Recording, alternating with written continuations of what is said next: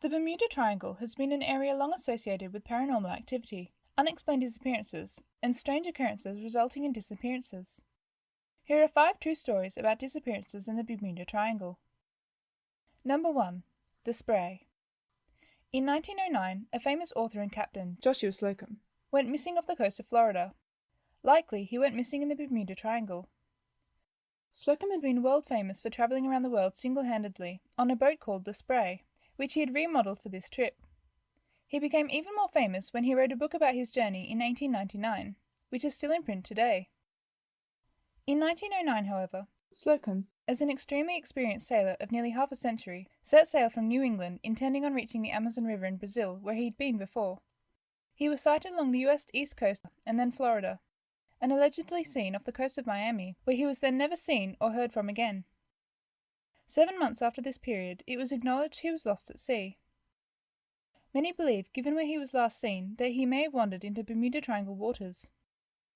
A possible reason for the disappearance was running into bad weather, as the Bermuda Triangle region is subject to hurricanes and generally very strong winds and storms that appear out of nowhere. Another explanation is that his boat was hit by a larger ship. However, given his experience as a sailor, it would have had to have been some significant storm or event. His boat was never found. Number 2. USS Cyclops. In World War I, a US warship, the USS Cyclops, went missing in 1918 and was never heard from again.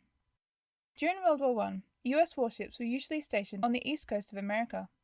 However, in 1918, the USS Cyclops was sent on a mission to refuel Allied warships in Brazil. After leaving Rio de Janeiro, the warship was then seen in Barbados a month later. After that, having made its way to the American East Coast, it was never heard from again. Despite searches, no trace of the ship has ever been found since, and the US Navy officially said it was one of the most baffling mysteries in the annals of the Navy. No German submarines were in the Western Atlantic at the time, and no records in German sources exist about the ship, which has still not been located to this day, despite extensive search efforts. No evidence of the ship's wreckage has ever been discovered.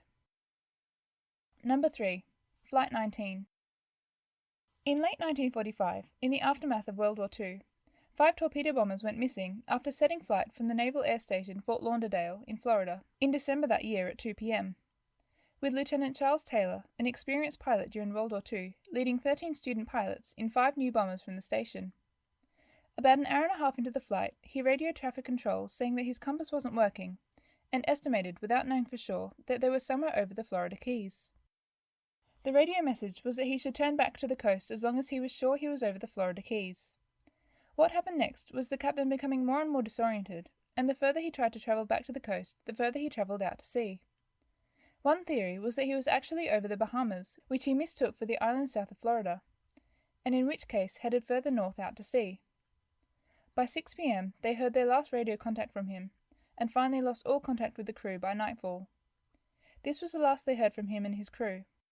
An aircraft which was sent out to find the missing planes also vanished without a trace. Whilst reports of a fireball in the sky, perhaps due to explosion after its takeoff, has been made, this was never corroborated. The 5 planes that went missing were never recovered. Number 4. Star Tiger. The Star Tiger was a Tudor Mark IV commercial aircraft and part of British South American Airways, which went missing near Bermuda in January 1948, with 25 passengers and 6 crew flying from Lisbon to Bermuda. The plane had had no incidences of failure before and was in pretty new condition. On January 28, 1948, the plane had left Lisbon in Portugal and before heading to Bermuda had landed on the island of Santa Maria in the Azores off the coast of Portugal in the Atlantic in order to refuel. Due to bad weather, the captain decided to depart for Bermuda the next day. On the next leg of the flight, in order to avoid strong winds, the Atlantic Gulf Stream, the captain decided to fly very low at about 2,000 feet, which also may have been influenced by the plane's heater not working and needing to fly at lower altitude. At 3:15 a.m., the radio operator of the flight contacted the Bermuda operator to get a position of the flight. The Bermuda operator responded, and the captain said the arrival time in Bermuda should be 5 a.m. Shortly after, at 3:50 a.m., however, the Bermuda operator tried to contact the flight again to check in with them, but received no response. At 4:40 a.m., when the plane was due to be ready to land, the operator tried once more to contact the plane, but again received no response, and therefore declared a state of emergency. No distress call had been made, however. A massive search party was sent out involving 26 search planes to look for any wreckage of the plane.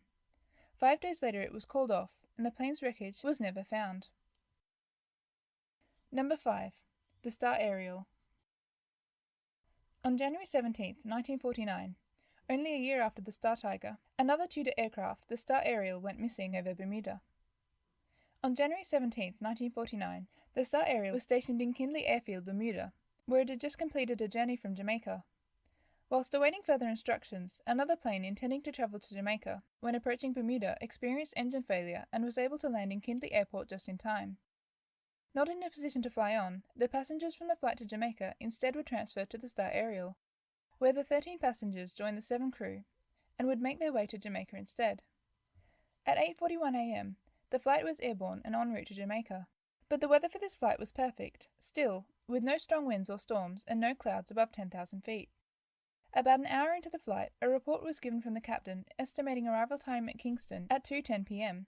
and reported good visibility at 18,000 feet.